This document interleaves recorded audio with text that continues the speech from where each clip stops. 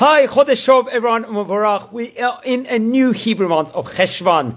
Obviously, it's actually, in a way, it's always fantastic to have the Hebrew month, a new Hebrew month, Rosh Chodesh in itself. It's Simchat to some degree, but it is a little bit bitter this month because it happens to be the month of Cheshvan, which is also known as Mar Cheshvan, bitter, let's just say the bitter month of Cheshvan, because Mar means bitter in itself, but nevertheless, it's Rosh Chodesh. So I've got a beer over here.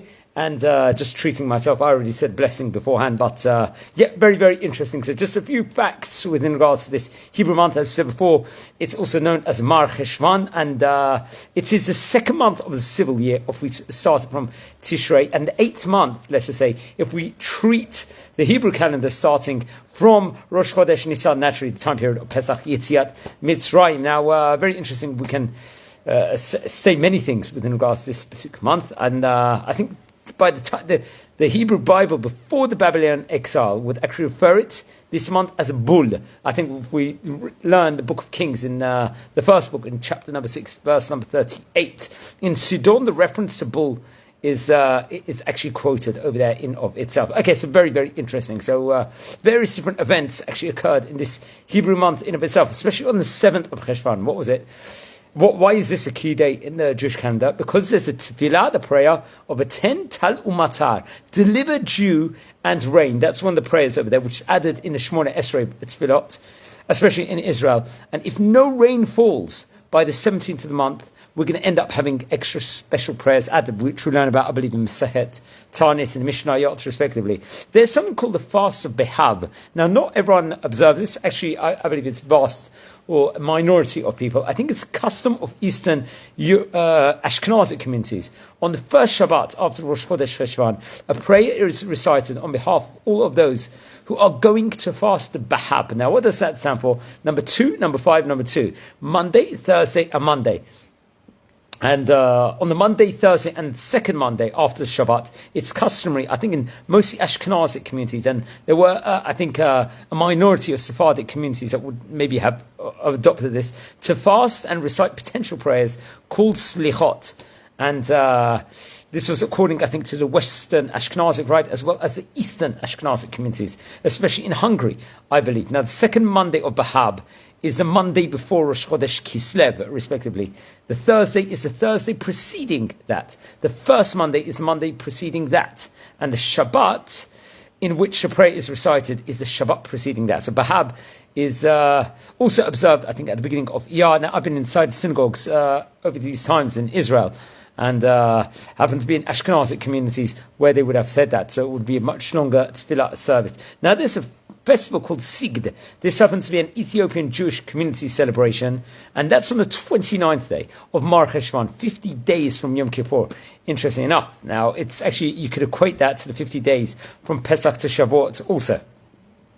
I think Israel recognized Sigd as a national holiday, I think back in the year 2008. But other key events actually occurred in this month of Mar Cheshvan in Jewish history. The 8th of Mar Cheshvan was the date, let's just say, the Jewish nationalists defeats the Romans at the famous Bet Horon Pass. I think they would kill 5,300 footmen, 380 horsemen, respectively, over there. Yes, that's, I think, quoted in Josephus' book. Now, 11th of Mar Cheshvan, respectively, saw the passing of Methuselah, who was the longest ever living human being at 969 years of age, and that the Noah's flood, the flood at the time of Noah, would start after that. 11th of Mar Cheshvan was the passing of Rachel, one of the four imahot, four mothers, while giving birth to Benjamin, one of the tribes. There's more interesting things. I think 15th of Mar Cheshvan was when King Jeroboam, his alternative feast of Sukkot for the people of the northern kingdom, took place. We have to look at the first book of Kings in chapter number 12 there, respectively. We could see more things. I think it's reported that the death of Mattityahu was on the 15th of Mar Cheshvan. He actually began the Maccabean revolt in the city of Modi'in. If we cast our minds back within regards to the famous Hanukkah story, obviously we're coming into Hanukkah. We're from time recording in about 55 days.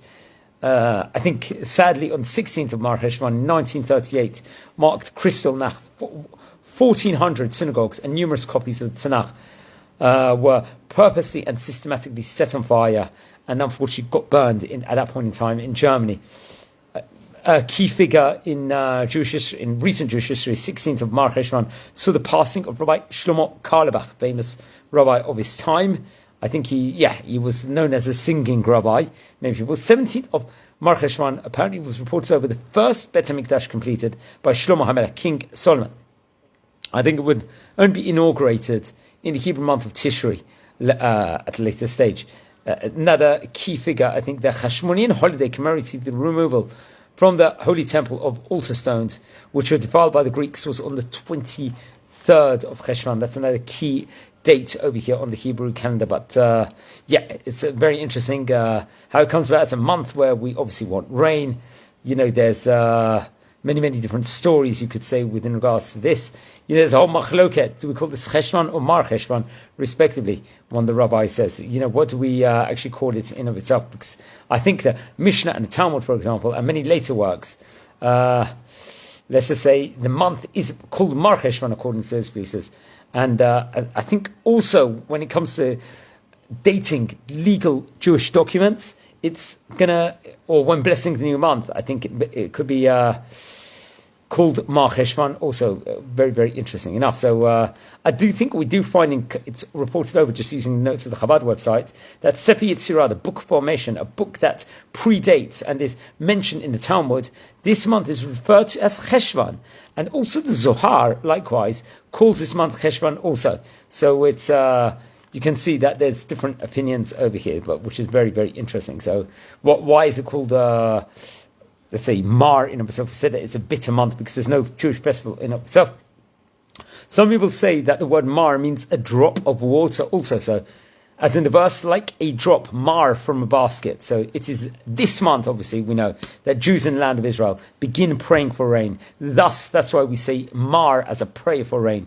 Additionally, obviously, we know that the Mabul, the great flood in the times of Noah, obviously began in this month, as we've learned about that in of itself, also interesting enough. So many different reasons within regards to this, we go into this realm. But let's just hope it's a fantastic month for Am Yisrael. And for all of us, whatever we're looking for this month, Chodesh Tov U'Mavorach. I've got just a bit of beer. I'm not a big beer drinker in general, but I bought these about 4 months ago. So it's just lying in the kitchen. So I thought, Mark Rosh Chodesh with something, and this was a something in of itself. So wishing you a Chodesh Tov U'Mavorach, blessings from Israel, and take care, and thanks everyone for watching. Thank you.